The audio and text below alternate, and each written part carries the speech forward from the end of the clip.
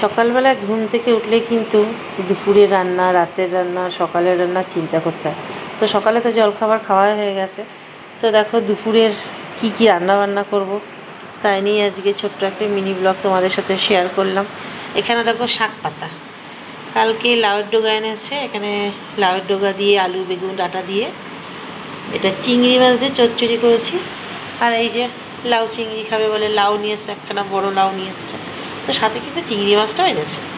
তো এখানে লাউ চিংড়ি হয়ে গেছে। আর এখানে টমেটো দিয়ে টক ডাল। আর এই জায়গাটায় পার্শে মাছ আলু দিয়ে আদা জিরে লঙ্কা দিয়ে রসা করা হয়েছে। তোমরা আবার অনেকে এটাকে ঝোল বলো, কিন্তু আমরা কিন্তু এটাকে রসা বলি, জিরে বাটা দিয়ে। তো এই হয়েছে আজকের মেনু।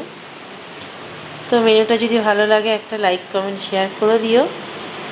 আর এই যে ওখানটা হাঁড়িতে তো ভাত রয়েছে, এই ভাত ছাড়া তো আর এগুলো খাওয়া যাবে না, তাই না বলো?